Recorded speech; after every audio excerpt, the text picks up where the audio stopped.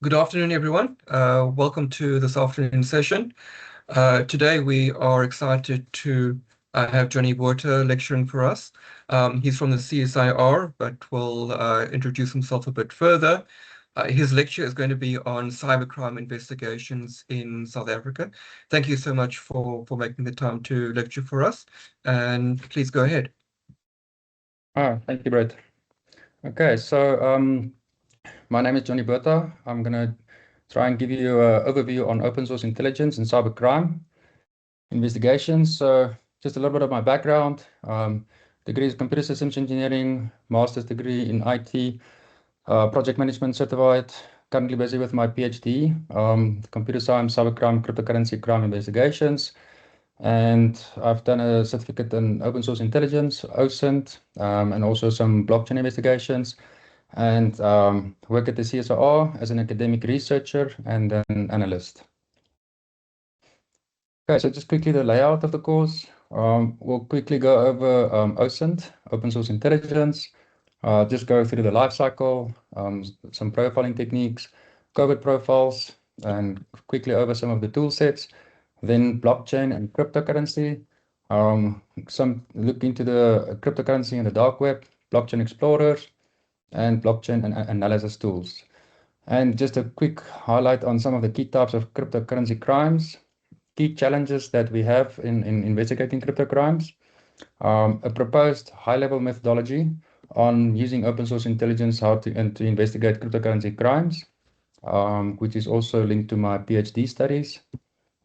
And if there's time, there's a case study. I've worked on a number of cases, and hopefully we get time to go through the case. We won't do the actual exercise. I can just go through some of the background and some of the investigation techniques. The brain teasers, that's just, that I used in another lecture just to get people try to think as an investigator. When you look at a picture, there's certain things that you need to look at, not just look at the photo. Okay. Okay, so open source intelligence, mainly we do passive open source intelligence. Passive is where you just collect information on the internet. You do not engage with any scammer online. And active open source intelligence is where you'll engage with a scammer using the covert profiles, but we'll go into that a bit later. Okay, so what is OSINT? It stands for Open Source Intelligence. It is the practice of gathering, analyzing, and disseminating information from publicly available sources to address specific intelligence requirements. From various sources, social media networks, forums, press releases, websites, blogs, deep web, any publicly accessible data. Also printouts of information, newslet outlets, any source of public information that you can find available that is counting as open source intelligence. Okay, so when you start with a investigation, the internet, you'll find vast amounts of data and information. So you need to have some kind of a structure in how you're going to manage this and approach this. So the structure process guides the collection, analysis, and dissemination of publicly available information to support decision making in the end. In the end, you need to present it to decision makers in a way that it makes sense. Okay, so the tasking, that is the planning and direction. The specific intelligence requirements are identified in this phase. A strategy is developed to guide the collection of the efforts. Then the actual collection itself, this is where you can go mad. All your tools that you have, go to all the, there's a lot of free tools, but there's also a lot of paid tools. Unfortunately, where I work, we don't have access to all the paid tools. Then you need to reach out to some other experts who do have access to these paid tools, and some of them are very helpful. Okay, so you gather information from social media, news outlets, public records, online databases, etc. Like I said in the beginning, any publicly available information is open source intelligence, and that is where you go and collect your information. After that, you do the analysis, processing, and exploitation phase. This is where the collected data is organized, it's filtered, and converted into a usable format. This involves evaluating information, extract meaningful insights, identifying patterns, and correlating the data with other intelligence. The reporting phase, which is the last phase, this is the dissemination phase. Analyzed intelligence is presented to decision makers in a clear and actionable format.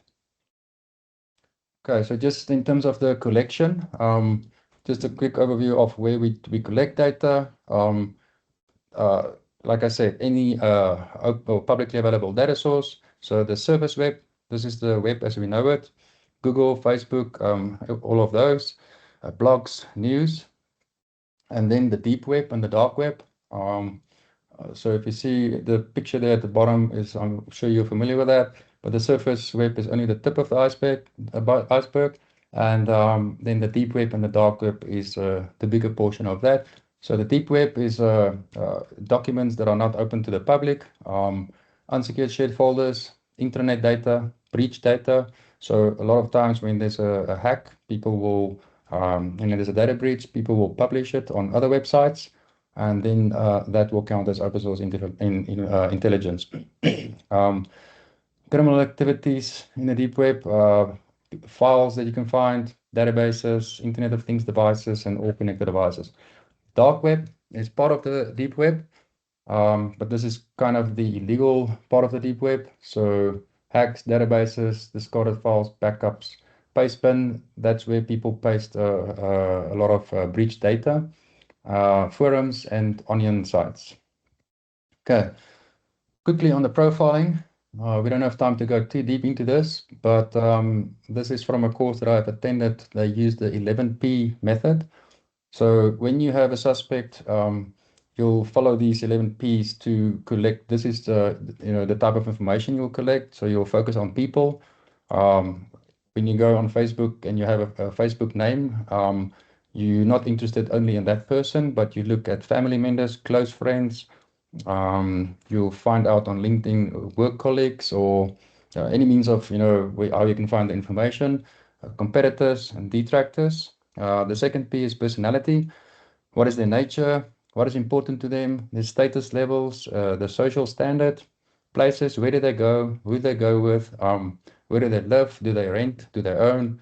Where and when do they travel? Looking at their past, working history, reasons for leaving their previous jobs, or the divorce, breakups, any legal actions against them, companies that they had that is closed or liquidated. Then police, do they have any criminal records, outstanding fines, warrants, firearm ownership, driver's license, any travel documents? Photos, look at what details are in the photo. Does the detail match the narrative? What or who is in the background? So you don't just look at the picture, you try and find things in the background. And by finding those things, you can sometimes identify exactly where that picture was taken. Okay, so what does he or she want to say with the picture? Then look at pay. What do they earn? What do they spend their money on? What do they own? How do they pay for it? Other sources of income, financial problems, and any payment patterns that you can try and identify. Looking at pray, are they religious? Which religion do they practice? How devout are they in their beliefs? And then you look at their professional life. What are their credentials? Are they valid? These days, people buy credentials, so it will be invalid in credentials. What is their work history? Are there any gaps, years that doesn't make, there's no work history in certain years? Find out why. Who are their colleagues? How authentic is their work history? Politics, what are their political views? How do they express them? Are they politically active or are they just passive? And then prejudices, do they have any? What are they? How do they voice them? Okay, so that was quite a mouthful. Then think, yeah, sorry, that slide is a duplicate. So just looking at the OSINT cycle, it is a linear and also circular. So collection analysis phase are often repeated within the process to refine results and narrow down the focus of data collection to dig into more information. So the graph at the bottom, you can see the tasking, which is the first phase. You will look at the who, the what, the where, the why, and the how. Then the second one is the collection, looking at information on the surface web, deep web, dark web. This is also referred to as open source information. And then the analysis phase is the open source intelligence, the context, refinement, credibility. So everything that you find, you need to see if it's credible information, the source of the data. There's lots of false information on the internet. So you need to make sure that everything that you find is credible from a credible source. And this is the phase that is not just linear, but also circular. So you'll collect information, you'll do analysis, you find more information, you analyze again, and this process goes back and forth the whole time. And then in the end, you'll do the reporting phase, various types of ways to report. So visualization, the presentation, and circulation of the information. Okay. Looking at COVID profiles, this is the active part of open source intelligence. Just a note on this is illegal if you do not have permission from the police. You need to get the same kind of permission like you would if like an undercover policeman or undercover detective, that you have permission to engage with criminal entities. Okay, so reason for this is you do not want to use your own profiles to connect with scammers online. So you'll create a covert profile, also called a sock puppet account on social media. You'll use free email providers. You'll use burner phones and mobile numbers, software phones. eSIMs are very easily available these days. Remote access to phones. And also expired domains is a very good way to make a company look legit. So if you can go and to a website that lists expired domains, you can buy one of the expired ones. Reason for that is when scammers put up a new website, and it's one of the easiest way to spot a scam site is that it's a new website. So if you can buy an old domain, it will look more legit. So this is not to teach you how to scam, but this is how to scam the scammer. So you'll create a covert profile and you want to make yourself as legit as possible. Okay. Just in terms of the covert profiles, this was just a question that I asked. So spot the fake profile. So these faces look pretty legit, but in actual fact, they are all fake. There's a website called This Person Does Not Exist. What they do is they take millions and millions of faces, they overlap them, and they come up with a new face. Okay, so this allows you to use a face of someone that does not exist, but they do look real. And obviously, when you want to have it legit, you can't just have a profile photo and nothing else. You need a background. You need to have that face on the body. So luckily with AI, photo generation, so Leonardo.ai is one of those tools. These tools are not free. You can use those faces and you can put a background, or you can put the face on a body and make your profile look legit. And this is also what scammers are using. Okay, so another website, this resume does not exist. If you don't have time to think of a profile and work history for this COVID profile, you can go to this website. It will give you a full profile of a person. You can make a LinkedIn account on all of this information, and it will all look legit. So for different types of investigations, you'll use different types of covert profiles. Okay, the tool set. The very first tool in open source intelligence is called Google Dorking, also referred as Google hacking or Google Fu, like Kung Fu, it's just Google Fu. So this is very special techniques using Google searches and other Google applications to find security holes in configurations and computer code that websites are using. Exploit-db.com is a good website to go to that you can find some examples. They list real exploits of websites. So when you go there and every day they publish new ones, You can copy some of those and you can see the vulnerabilities in those websites. These are just examples. The easiest one is just to put your name and surname in inverted commas. Then that will be used like a SQL query. You put the and in between. You can specifically search for a specific country, like South Africa. You can specifically look for information on a specific website, like news.24.com. You can search for everything that's got a certain keyword in the URL. You can search for certain keywords, Johnny Botha, in file types PDF or Excel. And there's a lot of examples. You can also, the last one, entitle Index of Assets Admin System. So that is a web path. So it will look for certain informations of website in those folders. So a lot of these websites are not secure. And when you do these searches, you actually see all the files in the back end of the website. And sometimes people even paste JSON files in there, which will have some data, usernames, passwords, etc. a lot of the times. Okay, so there's a lot of tools. Start.me is a very good website to go to. This is just to manage your tools. This is an example of a dashboard of some tools. So this is not mine. This is from a company called TCG Forensics. If anyone is interested in getting a link to have access to some of the basic tools, you can reach out to me. The link that I have on this lecture doesn't work anymore, so I'll have to find a new one. But yeah, so this groups your tools in a nice way. So baseline tools, tools for email addresses. If you have an email address, you want to search the internet, everything you can on that email address. These are some of the tools. So Hunter is a very good one. Have I Been Pawned is a website to see if your information is being hacked and breached and exposed on the internet.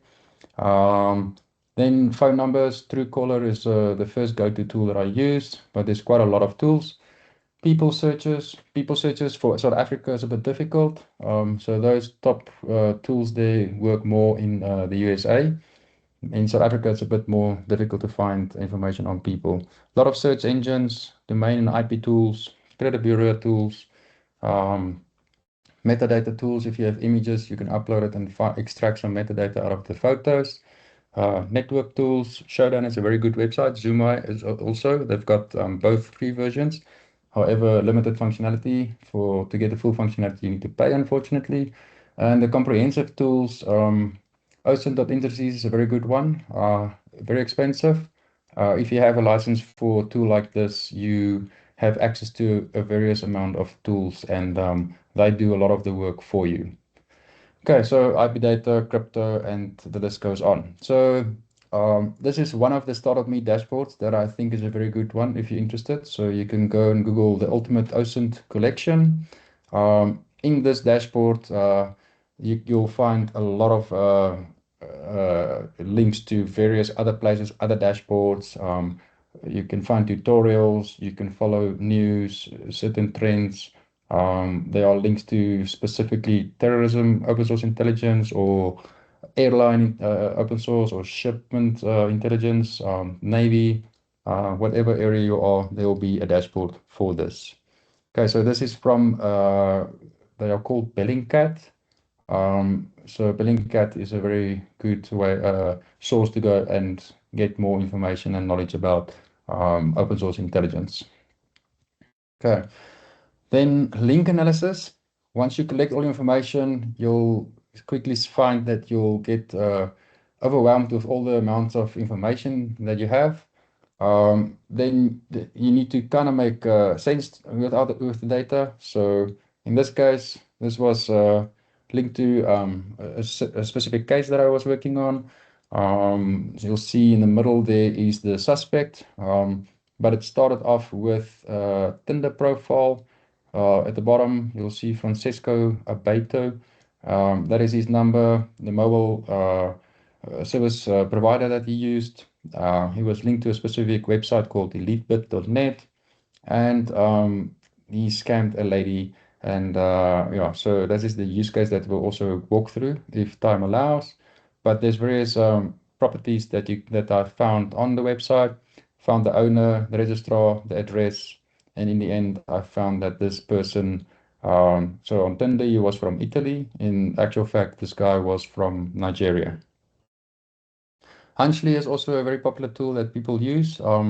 This is to record everything. So once you go and search on your browser, you open a case study on this tool, and it will collect and capture and preserve information for you all automatically. So it will extract images, attachments, notes, and everything on the websites that you searched. The only thing that I do not like about this tool is that the reporting feature is not very good. So when I use it, I'll use this and I'll extract the information that I need and I'll populate it into my own report templates. Okay, so moving on to the blockchain and cryptocurrency. This is more the area that I focus on. So just quickly, I think everyone knows what blockchain and crypto is, but it's a great invention and evolution of money. However, it also attracted many criminals and scammers. So if anyone was a victim of a cyber or cryptocurrency scam, I won't ask who, but do not feel ashamed. There is a lot of people that has been scammed in the world, and more than half of crypto users in a MoneyWeb article stated that more than half the users in South Africa has been hit by crypto crime and fallen to some scam. So Murder Trading International was a very big, one of the biggest in the world, MTI, that originated from South Africa. And also AfriCrypt is also another scam that originated in South Africa. Okay, so with the increased adoption of cryptocurrencies in South Africa, there's been a rise in crypto-related crimes. South Africa ranks very high in crypto ownership, making it a target for cybercriminals and exploiting the regulatory gaps. Okay, so South Africa ranked 5th on the global cybercrime density list. What is a blockchain? It is a decentralized digital ledger that records transactions across a network of computers, ensuring transparency, security, and immutability. Immutability means you cannot change it, so it's unchangeable, not controlled by a single entity. Blockchain data is stored and replicated across a network of participants called nodes in the blockchain. Making it resistant to censorship or single point of failure. So there's no single server. If that fails, that your system will be down. There'll be multiple servers in the blockchain. So how does it work? Transactions are grouped into blocks. Each block contains a cryptographic hash of the previous block, linking them chronologically in the chain. A network of computers verifies and validates transactions, ensuring the accuracy and integrity. Once a block is added to the chain, it is nearly impossible to alter or delete it. So for Bitcoin blockchain itself, it is at this point in time quite impossible to alter or to change due to the amount of nodes that are in the world. I think last time I checked was over 80,000 nodes. So if you want to hack Bitcoin, you need to hack 51% of those nodes. So over 40,000 nodes at once. If you alter or change anything on your node, anyone can install a node. The protocol will immediately invalidate that node and take it off the blockchain, and it will not be used as one of the nodes that can verify transactions. So what is cryptocurrency? A digital or virtual currency secured by cryptography, functioning as a decentralized payment system that does not rely on a central bank or government. So banks and government payment systems are all centralized using centralized servers. On a blockchain, it is all decentralized, multiple servers on the internet. It exists only online, unlike a physical currency. You cannot hold a physical Bitcoin in your hand. Functions on a blockchain technology. It's the most well-known cryptocurrency, but many others exist. And all the other cryptocurrency coins are referred as altcoins. So only Bitcoin is referred to as a cryptocurrency. When someone wants to make a transaction, it is verified by a network of computers using a complex mathematical algorithm and then recorded on the blockchain. This is just the case of Bitcoin or any proof of work blockchain protocol. The other one is a proof of stake, which works in a bit different way, but I'm not going to go into detail of that. Okay, so this is just for for information. Cryptobubbles.net is a very good website. Also, there's an app that you can download if you want to follow. This gives you a quick snapshot of a lot of the cryptocurrencies that's out there. If you're a trader, it's also good to use this as a quick glance to see how the market looks. But not for trader, if you have a crime that's in a certain blockchain, let's say the crime is in Ethereum, then you'll see at the right end, you can see all the exchanges, Binance, KuCoin, Bybit, and yeah, all the various others that the coin can be found. So these are just the biggest ones. Obviously, there's a lot more, and also the South African ones are also not mentioned here.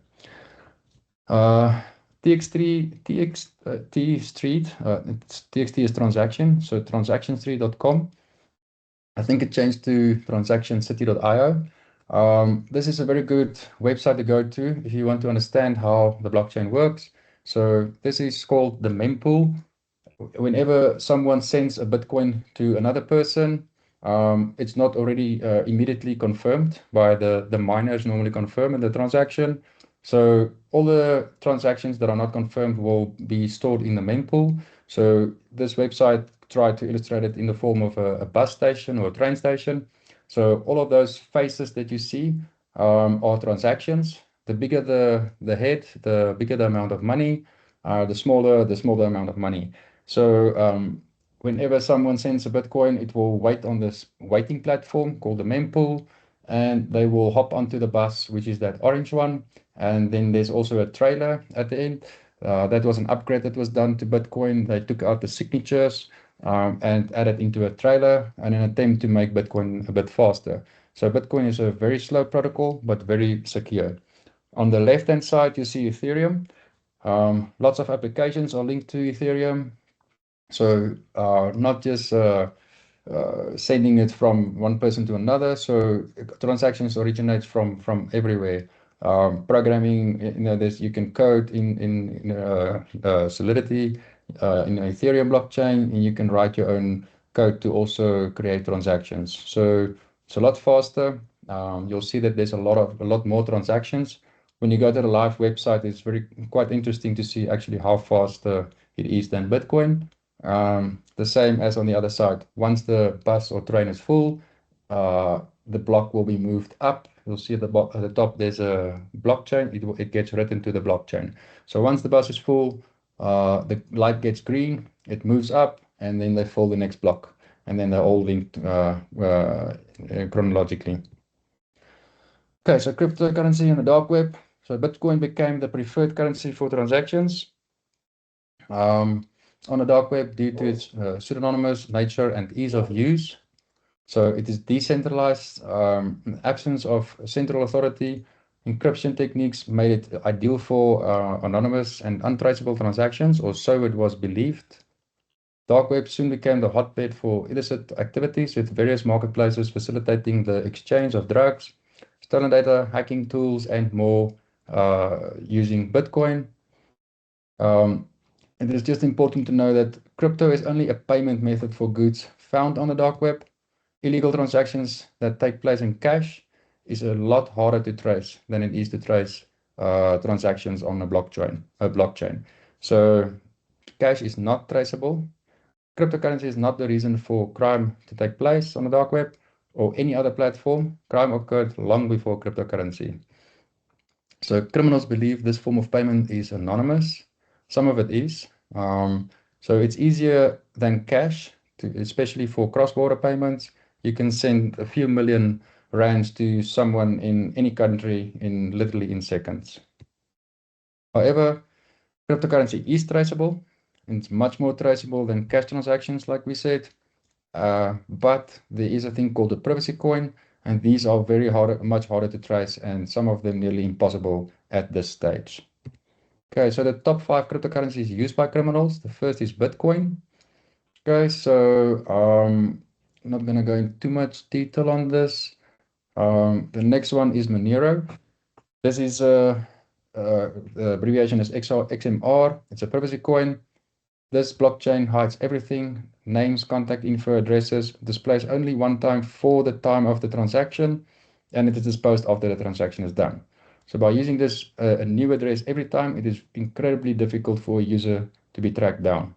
In 21, a study conducted that revealed that 79% of dark web markets accept XMR as payment. So when you go on a dark web market, let's say the perpetrator is looking for guns or some illegal, firearms. Um, the currency they pay they'll have options. So they can pay in Bitcoin or they can use Monero. Also, Litecoin are not as popular, but the third most popular one in the dark web. So it's similar to Bitcoin. It's in fact the exact same source code as Bitcoin. Um, and then another privacy coin, Zcash, allows users to conceal their wallet addresses when conducting transactions. Unlike Monero, the XMR one, Zcash gives you the choice of using a transparent public address or shielded private addresses. So it's sort of semi-private. Dash is another privacy coin. Um, it works by scrambling the transactions to make it users hard and to trace and to identify. Okay, so cryptocurrency crime investigations. Um, so crypto transactions can be traced by investigators to identify the perpetrators and determine the location of misappropriated funds. Crypto forensics and asset tracing are critical parts of the crypto fraud and investigation process. So that was just some highlights. Then Blockchain Explorers is the first tool that you'll use when you start to do your investigations. For Bitcoin, you can go to blockchain.com or Block Explorer. For Ethereum, you can go to Etherscan. For Solana, you can go to Solscan or Solana Explorer. For every different types of blockchain, they have their own blockchain explorers. However, it is very hard to follow the money. So when you investigate a crime, even before blockchain, there's a term called follow the money. In traditional ways, they'll follow money from bank to bank credit cards. In this case, you follow the money from cryptocurrency wallets to exchanges, out of exchanges, and you follow the money until you find an address of interest. And an address of interest will be where there's money left. Or another way, well, when it goes to an exchange, then I can't go further. Then I need police or law enforcement to do a subpoena on exchange. They will give me the outgoing transactions and the identity, the account holder of the account holder, and then I can continue. I've got some other slides on that, but that in itself is a very big challenge. Okay, so blockchain analysis tools. Like I said, it's very difficult to just go to the blockchain explorer. So luckily, some companies came up with some tools that assist us to follow the money. Chainalysis is the most popular one around the world. The FBI and Interpol and all those guys are using Chainalysis. For South Africa, for the CSR, this is very expensive. It is, it's a few million rand per year for the license, and we cannot afford that. Another very popular tool is TRM Labs, also very expensive. Flu is another tool, not so popular, but it's also used in the USA and by the TCG Forensic Company in Cape Town, but also very expensive. So what we found was a tool called Breadcrumbs, also very expensive. We got a discounted price. I think the last price we paid was 5,000 US dollars for 1 year. But they're also becoming bigger now and they're increasing their prices. Okay, so this is just a screenshot of how it looks when you follow the funds. So on the right-hand side, there's an address with a yellow icon that is Binance. So that was the address that EliteBit used. People paid money into that address. Luckily, this scammer was not very clever. Normally, they will use a wallet address, not an exchange address. The addresses on the left is from the victim. There's a MetaMask cryptocurrency wallet, Revolut, which is kind of like a Valor or Luno kind of exchange and a bank. But they use Revolut in the UK. It's one of the entities or institutions they use to convert fiat money. Fiat money is rands, dollars, pounds into cryptocurrency, and then they are on the blockchain. Okay. Key types of cryptocurrency crimes and fraud. Not going to go into too much detail, but everything, all the common cyber crimes can also be linked to cryptocurrency crimes. The difference is just that the payment form these days is in crypto. Other types of cryptocurrency crimes, well, directly linked to crypto is there's fake exchanges, fake investment platforms like the MTI that we spoke about earlier, the mirror trading platform. Smart contract exploits. If you accept a smart contract, then they can wipe out your cryptocurrency wallet in a second or a split second. For those who do not know what a smart contract is, it's just a piece of code. And when you connect to a website with your cryptocurrency wallet, it will pop up like a message and will say, do you accept these terms and agreements? When you say yes, the smart contract runs. So if you click on a malicious smart contract pop-up and you say yes, what I've seen for one of the cases is that they literally transfer all of the funds in your wallets into their address, and that happens in a split seconds. And you can't do anything to stop it because you did say yes. Okay, so the case that we're going to work through also was a kind of a pig butchering scam. So pig butchering, this is comparing the process of gaining a victim's trust to the fattening a pig before you slaughter it. In other words, so victims are referred to as pigs by the scammers who leverage fake identities, the promise of potential relationships, like the one that we're going to walk through was a fake Tinder profile, lots of promises, the elaborate storylines to fatten up the victim, so fatten the pig into believing they are in trusted relationships. Once they have their trust, the victim believes quite a lot that the person says, and they will just follow through. For example, they will give you advice to make lots of money on a certain platform, and you will invest money on this platform, believing everything, but in actual fact, it is a fraudulent platform. Okay, so pig butchering also refers to the chess phrase where every piece of the pig is used from the top to tail, referencing the scammers' method of handing off victims to other scammers to make sure they are drained of all their funds. So example of this is, let's say you fall victim on a fake investment scam, you lost a lot of money.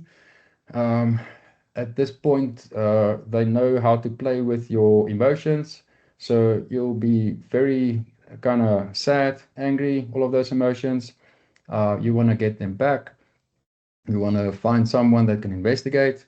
Then they'll pretend to be lawyers. They will give you a call and tell you that they found, that you are a victim to the scam, and they are investigating the platform and tell you lots of stories, but you'll need to pay them a certain fee for them to assist you. You will pay the fee. They'll ask for more fees, and you believe that they are a trusted entity, but in the end, you are getting scammed again. So on top of that, then by this time, you are a lot more sad, angry, confused. Then someone reach out to you on social media, some pretty lady wants to talk to you, and you tell all your sorrow stories. Then they play on that emotion. You can lie on their shoulder and cry, and they'll listen to all your sad stories and make you feel comfortable or comfort you. And in the end, they will turn it out into some romance scam, again scam you. So that refers to pig butchering, where they literally dry out scammers until they have nothing left. This is very dangerous or bad. A lot of people has committed suicide in the end when they fell victim to this type of scams. Okay, investigating crypto crimes presents unique challenges. So firstly, its anonymous nature of transactions, difficulty in identifying the person behind the crypto addresses and transactions. So it's very easy to follow money, but you do not know the person behind the address. Only way to find the person is If it's linked to an exchange, you need to get law enforcement involved. They do a subpoena 205, and then they will give you they instruct the exchange to give you the identity of the account holder and the outgoing addresses. However, scammers are not, they are a lot more clever. They do not use their own profiles.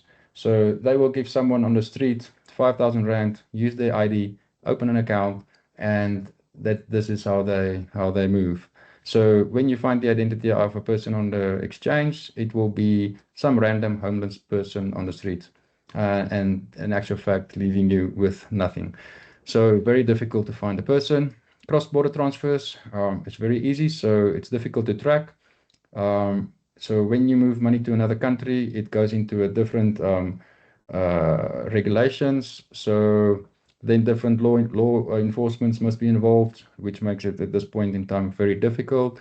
If the scammer is, for example, in Nigeria, then it's very difficult to do these types of investigations. A lack of comprehensive regulatory frameworks. This is local and international. So law enforcement agencies often lack the technical expertise and tools to handle these cases effectively.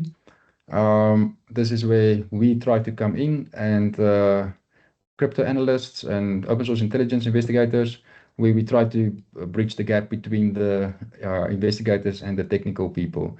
So currently, there's no definite methodology to investigate crypto crimes. This is part of my PhD study, where I'm proposing a methodology on how to investigate these types of crimes. However, there is no rule, definite methodology. So it depends on the case, and year by year, technologies evolves. So this is just a baseline type of methodology. If you go into the finer details, those will be different based on the case. So a lot of these exchanges are unregulated. So the complexity of exchange identifications, they do not require KYC, know your customer information. In South Africa, we call it RICA. So these exchanges, you can just open an account without, any proof of identity or your address or anything. So this makes it very difficult also to investigate these crimes, because the criminals are using those types of exchanges. Regulated exchanges, a bit more easy. However, if you're not law enforcement, you cannot instruct an exchange to give you the information of a certain address. You need to get law enforcement involved. They do a subpoena 205. This can take very long, especially when it's in a broad exchange. You need to work with the law enforcement in another country. And also, like I said, they're making use of mule accounts, using random people on the street. So you still do not find the true identity of the scammer when you get the account information. Okay, in South Africa, we have our own set of challenges. So just opening a cybercrime case is very difficult. We've got some silly answers that they say crime occurred in cyberspace, go open it there. So how it works in the police, if a crime is being committed, let's say in Garsfontein, you need to go to Garsfontein in Pretoria police station. You cannot open a case in Cape Town. So in cyber, this is not very easy. So the current rule is that you go to the nearest police station where your residential address is. Okay, so SAPs, they have a lack of skilled resources, which is a problem. And the law is not mature enough to prosecute these criminals. It is the wild, wild west out there. When they get caught, they get little to no jail time, and they just continue with the criminal activities. So you'll spend months trying to find the perpetrator. If you're lucky, you can get them to be prosecuted. Luckily, we have the Cybercrimes Bill or Act in place currently. So a few years earlier, there was no such act. So nothing was there to prosecute these criminals. However, they do not serve a lot of jail time. They just get out and they continue with their activities. Okay, so there's a huge gap between investigators and the technical investigators or the analysts, and this is what we need to try to close. International crimes, so the victim might be in South Africa and the suspect perpetrator is in another country. Okay, interagency cooperations is very low. So I work at the CSR. We work with the police, the Hawks, and Interpol, and Fabric and all these type of entities, but none of these entities work together.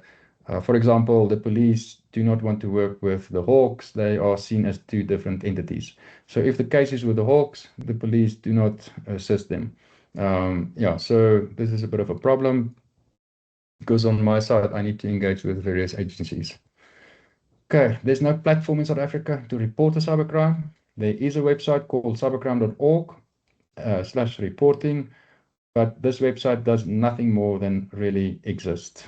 You can submit your crime case there, nothing will happen. So the CSIR is in the process of processing a system to SAPS, where we will have QR codes at the police stations. You can scan it and fill in a form, and this will populate a form on the back end on their side that they can use as the initial information to open the case. Because currently they do not understand how to open a cybercrime case, nevertheless a cryptocurrency case. Okay, so international platforms, chain abuse is a very good one that people internationally go and report their crimes. This helps me as an investigator as well. If I come up on a certain address and it's linked to chain abuse, that it's already been reported to certain scams, so it just give me some insights and intelligence. And the platform that we want to try and replicate, if it's the right word, is ic3.gov. It's the website that's used in the USA by the FBI. So this is a very good website to use as a base on how to report cybercrimes. Okay, this is just a quick overview on the methodology that I'm proposing. It has been updated in my latest studies. So the proposed methodologies is from opening a case, doing the on-chain analysis, which is the the blockchain analysis, then the off-chain analysis, which is the open source intelligence, and converting information into intelligence. So all the information that you collect, you convert it into intelligence, and intelligence in the end is being converted into evidence, which is another process. So there's a certain structure that you need to present the evidence. You need to have credible sources and URLs and everything. If you, for example, want to have a Facebook page as evidence, and any digital platform or web page. Okay, so yeah, converting it to be admissible in a court of law, and that is just a link to the journal article where you can read about this process if you're interested. Okay, so now just let's see on time wise. So we've got 10 minutes left. I'll quickly try and go over this. This was a practical session that I did with some students. So I just went through the tools and the setups. I had some brain teasers just to activate their brains and how to think like a cyber cop. And the case is a romance scam, which turned into a fake investment scam. And in the end, it moved into a pig butchering, escalated into a pig butchering scam. Okay, so I'm not going to go into too much detail on the tools, but Multigo is a tool that I use for the link analysis. Breadcrumbs is a tool that I use for the blockchain analysis. For both of these tools, you can download Multigo. There's a free option. Breadcrumbs has a free option. Then Start.me is a free website. You can pay a little bit more functionality and you don't see ads, but the free one is good enough. So the URL there does not work. If anyone is interested to get a link to Start.me to see a lot of the tools, I will try and find a new link and we can distribute the new link for you. Okay, but this is how that dashboard looked. I just crossed out the tools that they do not need in this particular case study just to save some time, and I circled the ones that they would need and need to look at. Okay, so brain teasers. This was just a simple, quick brain teaser. The question that I asked the class is, where is this taken? So people will jump on their phones or laptops, and you need to tell me where this picture is taken. The blue block there is just to hide the street name, because this is a Google Maps picture. So the easiest way to find out is on the right-hand side, you'll see 4-G hotel. When you Google that, you get this exact same picture, and you'll see that this picture is in Turkey, Istanbul. Okay, the next one was where is this? And you look at the Sushi Guru and the boutique hotel behind the tree. And when you do some searches, you'll quickly find out that this is taken in Stellenbosch. Okay, so quickly going over the scam. The background, a UK woman was the victim. She matched with a guy on Tinder. This happened in 2024, June. So Francesco Abate or Bart, I don't know how you say the surname. This was a fake Tinder name that was used. They chatted for about a week. The communication moved to WhatsApp. This is just some screenshots of the WhatsApp. So you can see there's hearts and heart faces on his profile icons. After about 3 weeks on WhatsApp, the investigation talk started. So this guy just one night cut the chat short, and he said he needs to go and work or do a market analysis. And this made the lady interested to find out what type of market analysis. And he was explaining that he's a cryptocurrency trader and some other shares trader, and he's also teaching people into how to trade. And very clever technique. When she asked more questions, he said he doesn't have time, so they can talk the next day if she wants to find out more information. So he's not pushing anything. He at this point he's already won her trust, and he looks legit. They even had phone calls. He had an Italian accent. I don't know how they did that. But yeah, so very believable. So this tactic can take weeks or months to gain the trust. Remember, this is not the only lady that they are scamming. They have a whole process how they scam these people, and they categorize and classify these people in terms of, how long they must take and all of that. So they won't push. The ones that push are the scammers that are not so good.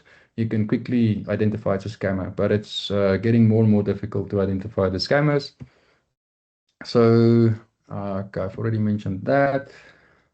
As you can see, lots of kisses, hearts, in this chat. And so she wanted to go and visit her sister in Australia. She didn't have the money.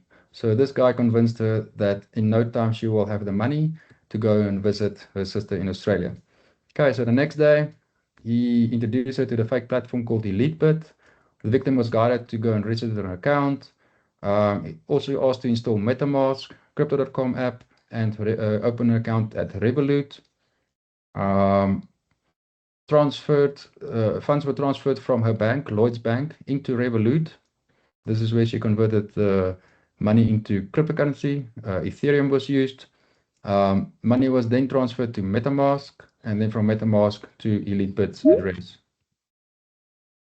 Okay, so EliteBit, just when I opened the website, it is not active at the moment anymore. But I already noticed that the price of Bitcoin on the home screen was wrong. I think it was wrong by like 40%. So very old Bitcoin price. Page links was breaking. They had a 1 second graph on trading there. So if you know anything about trading, you cannot trade on 1 second. There's no history of that. Previous prices of it as well.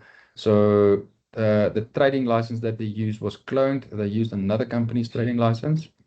And another flag is they only accept cryptocurrency to invest in their platform, no other means of payment. A legit company will do EFTs, credit card payments, and anything else that's legal. This was the transaction log. So you'll see that there's plus $441 and then minus. So what happened here was she was assisted by someone on the platform how to do the first trade, and then immediately the market went against them. And the guy said, but don't worry, they will refund her. So he opens another trade, again gaining some more trust. Then again says the market goes against them, losing all the money again. Don't worry, they will refund. And up until a point where the market apparently went for them, and they doubled the money. Okay, so now when they double the money, he convinced her to invest more, because if you trade with more money, you'll double your money, the amount will be bigger. Okay, then it went on for quite a long time, up until a point where she had now 21,000 US dollars, and she thought this is enough for her and her kids, two kids, to go and visit her sister in Australia, and she wanted to withdraw money. So this is where also some of the pig butchering started. Um, then there were all kinds of problems of withdrawing the money. I think the first one was rejected. I think on the next one, yeah, so I'll explain it a bit more here. So the first withdrawal attempt, they asked a high transaction fee, over $1,000. So they made her pay an additional $1,000 or more for the withdrawal. In her mind, she's got 21,000, so she's going to get 20 back.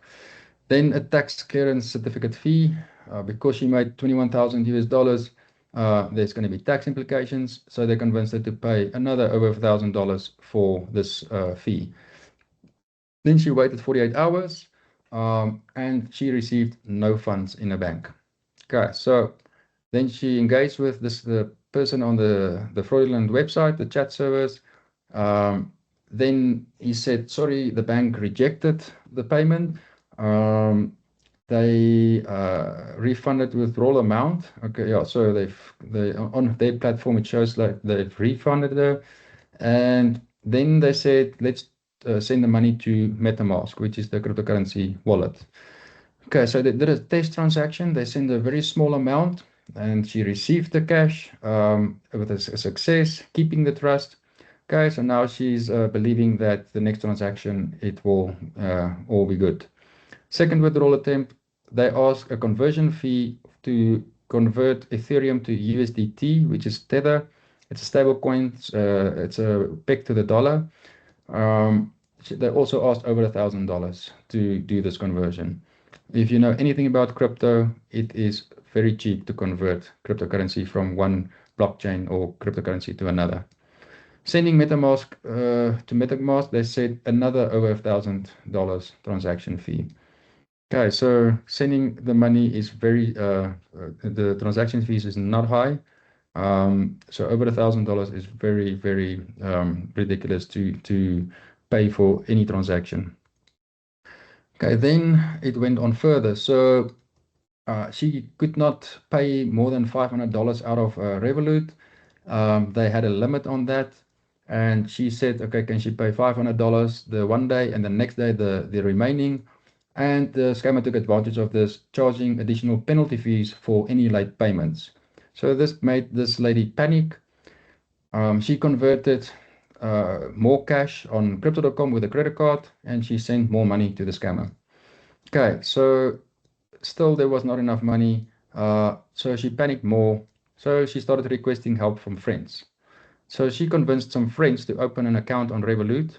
Now they all can send $500 until the exact figure requested by the scammers is paid. Luckily, the third friend informed the victim to stop. She's being scammed. She lost, initially she would have lost $1,700. With all the service fee charges, she lost $11,000, almost $12,000. So additional. Just want to, sorry, that was just the service fee charges. In total, she lost 13,640 US dollars, or 11,000 pounds.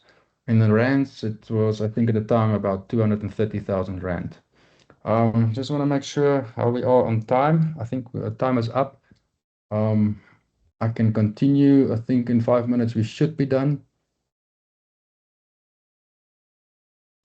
Shall I continue or stop? The students are enjoying it, so please continue, and then we'll go to questions. Okay. Okay, so to investigate this case, you need to find all the inputs. I had an Ethereum cryptocurrency address, I had a Tinder profile name, I had a website domain. She gave me a login details to log into her account. That's how I got hold of the transaction log that was displayed to her. I had a mobile phone number, UK number, which was used on WhatsApp, and also an email address, but it was a Gmail account. And the expected output of the exercise was to do the evidentiary capture. So I deleted that from this lecture, but there's a certain way on how to capture digital evidence. So I just gave them a quick crash course on how to capture the information. Then I wanted them to do a blockchain analysis, input transactions, addresses, first and last date of the scammer address that was used, the amount of funds that went through that scammer address, the crypto exchange linked to the scammer address, and they had to add all of this to Multigo and do the link analysis.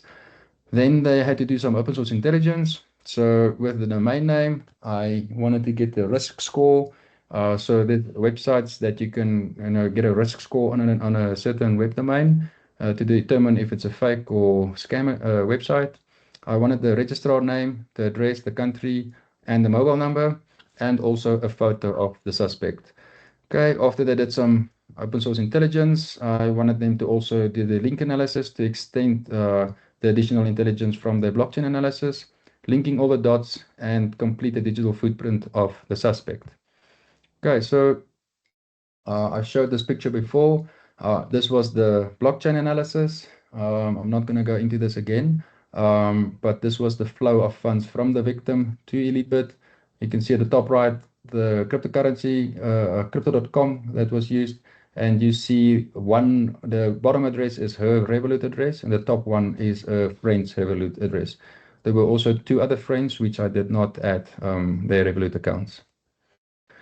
Okay, this is just a quick look at the address of EliteBit. So I could quickly see that this address was linked to Binance. So I need to do as a peanut 205 to get personal information of the account holder, but this will possibly can be a mule account.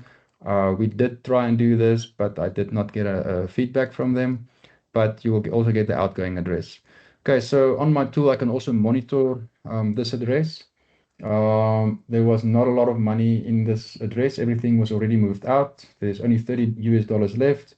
But you can see the total amount of Ethereum that went through was just over 20 Ethereum. And at the time, that summed to about just over 800,000 Rand. Okay, so that was not just for that particular scammer. So I also linked it to various other victims. So there were multiple victims on this platform. Okay, so the Tinder profile, these were the images. I did some reverse image searches, TinEye and Google image searches. I could not find any results. What you could do is you can create a fake Tinder profile that matched kind of the credentials of the victim. So it was an older lady, single, and you can use a VPN to point your location to the UK. And when you do match with this guy, Tinder will show you the distance between the two matched parties, and you can see an approximate area radius of where this individual is located. Okay, so the mobile number, I could not find a lot of information on the mobile number. I would need law enforcement help to get more information on location information for where this mobile number was used. The email, I did not get the header information, so I couldn't do a lot on the email address. If I had the header file, I could have revealed the IP address it was sent to determine the approximate location. On the domain, so this is where I got lucky. viewdennis.info. I saw it was hosted in Malaysia, Kuala Lumpur.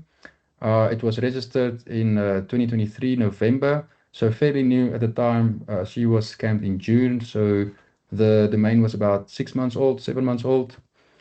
I could get the IP address, the registrar's information. It was protected by privacy laws. Could issue a subpoena to obtain personal information. However, another platform, Scam Advisor, I got some trust scores, so 1 out of 100, trusting that this is indicating that this is linked to a scam. Scam detector is where I got lucky, so I got the registrar's name, address, country, and additional phone number. So it was a Nigerian address, phone number. This is a pivotal point in investigation. Truecaller revealed the name registered to the mobile number, and with some OSINT techniques applied on the name and the mobile number, I did some profiling on the target. And this is the graph that I showed earlier, where there's the face of the target suspect. You'll find at the top right corner, you'll see the victim, her mobile number, cryptocurrency addresses that was used, It was paid into that cryptocurrency address. Just want to see if I can move the mouse here. Yeah, so this is the platform's cryptocurrency address. So victim is here, went through these addresses into the platform that's linked to the website. The IP address, the service provider, email address, all linked, the fake license number. I linked the Tinder profile to his number, communicated with the victim on that mobile number.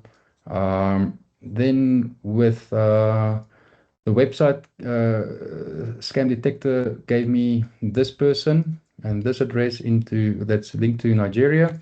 But when I used Truecaller, I found a different name than what was registered. So I found that this was the name of the target person, and I could link his LinkedIn account, Twitter, Instagram, Facebook. He also had a Facebook business page. He had an account on GitHub.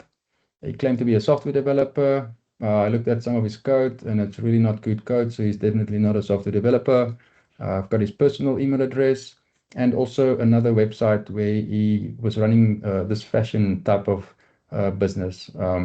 And also, I think this was a tech company, and this one was the fashion business. Yeah, so lots of insights, intelligence. But I could not locate the actual person. I did try to use some of my connections because the company that I work with, they have connections in Nigeria with the police. They could go and identify if the person is at that address, work with their police, but we did not go further than this. And that is the end. You can contact me at that email address, or you can find me on LinkedIn if you want to connect and find some more out about cybercrime.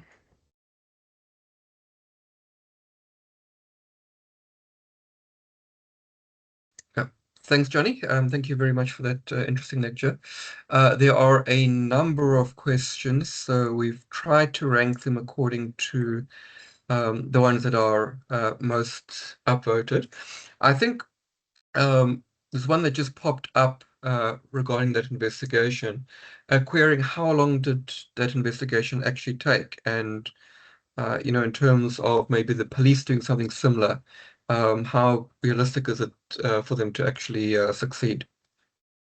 Okay, so it took quite a while from my side. Let's say about 3 months. However, I tried my best to get local police to be involved to assist me.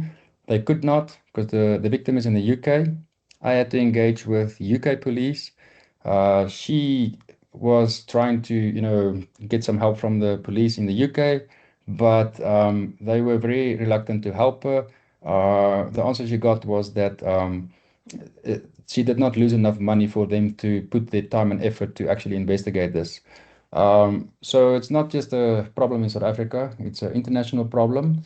Yeah, so there's a very big gap in these small cases or victims. It's small in terms of for an institution to put the time and effort to do this actual analysis. Let's say it takes 3 months. The victim cannot pay, the 3 months of money for the work that's been done. So it's a very difficult situation. So yeah, that's why we need to upskill government entities to try and see if we can help these victims. But yeah, so 2 to 3 months. I did get some, in between, I had to wait for information from the victim to find out information from their law enforcement, their bank, and all of that. Try to engage with Binance here. I couldn't, I had to get someone from the UK to actually do the subpoena. In the end, it was not worth all the effort. And yeah, so this case just stopped there. Okay. We're also getting a lot of questions around career advice. Um, so in terms of getting into the field, they're mentioning required work experience and so on in terms of the job adverts they're seeing.